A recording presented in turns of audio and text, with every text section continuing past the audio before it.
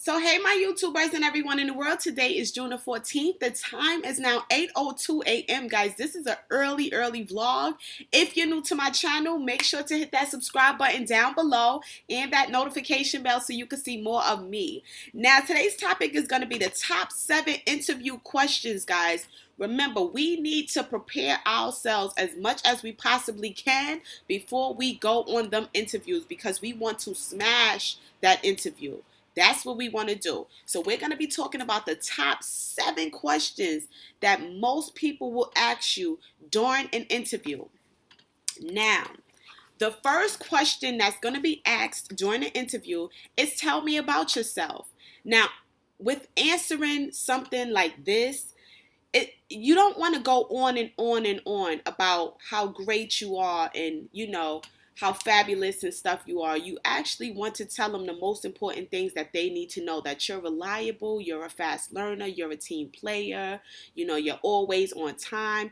Things like that matter, but don't go too much into the details. What I'm going to do is I'm going to vlog separately about the tell me about yourself and how to properly answer that. And I'll do it for you guys on camera. Now, the second top question that's asked during an interview is where do you see yourself 5 years from now? Now, when an interviewer is asking you something like this, they want to see if you have a game plan in life.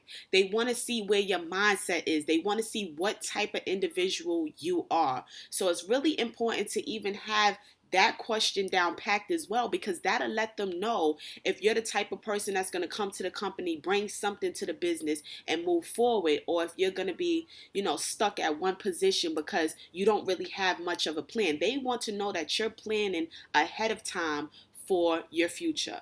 This is really important.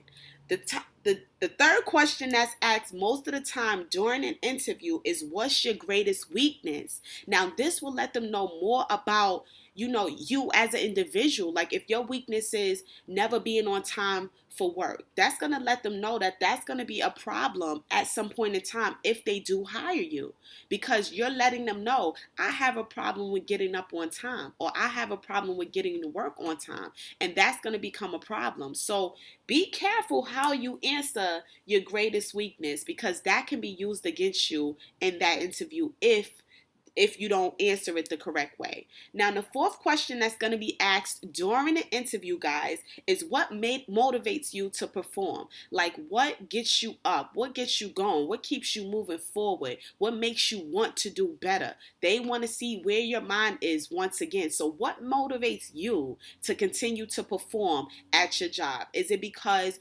you're just reliable like that? Is it because you want to move up within the company? Is it because you feel like there's a lot of competition at the job? Is it because you want to be number one? What motivates you to perform at your job? Now, the fifth question that's going to be asked during an interview is tell me about a time when you failed. Now, with answering this type of question is tricky because you know what? If you tell them what you consider failing, what's going to happen is they're going to, okay, so let's say, for a prime example is, let's say you get a customer and you're a cashier, and the customer comes in very unhappy. They don't want to talk to nobody, but you're trying to calm them down. But calming them down is just not, it's not working right now. Some people might consider that a fail, because if you don't know how to properly talk to people, you won't know how to calm them down. But other people may see it as, okay, well, that person was in a bad mood, so there was no calming them down. So that's not technically failing. But it's different ways to consider yourself a failure when it comes to different things. So I think it depends on the individual, how they choose to answer that question. So if you had a time where you failed, maybe a test or something like that, then maybe that's what you can tell them, so that's kind of like a tricky question, but you just have to know how to get around the question and answer it so that it best fits, best fits you. Now, the sixth question that might be asked during an interview, guys, is why do you want to work here? Now, this one is golden, because when answering a question like this, you want to know different things about that specific job that you're going for. You want to know different things about that company. So when they say, okay, well, why do you want to work here, at Chase Bank? Well, you know what? I'm very good with money. I love working with different customers with large amounts of money, small amounts of money. This bank has been open for X amount of years. You want to let them know that you know some type of history on that company. And that is a plus, because if you know about the company, that lets them know that you did your research before that interview. And that's important. And it gives them like, it makes them feel appreciated, like, wow, this person really wants to work for our company. They know a little history about the company. That is a plus. So yes, when it comes to why do you want to work here, you definitely have to have your answer on point as well.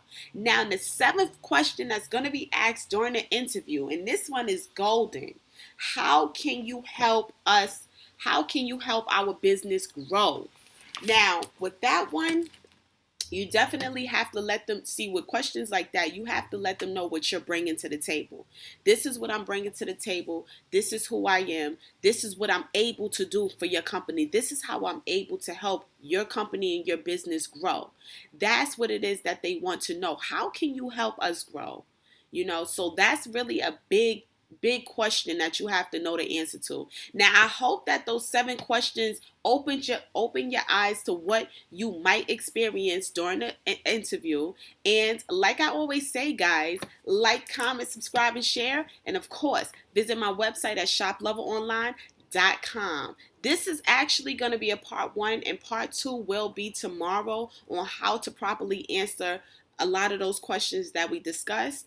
And like I always say, guys, just leave a huge thumbs up and make sure to subscribe. Peace.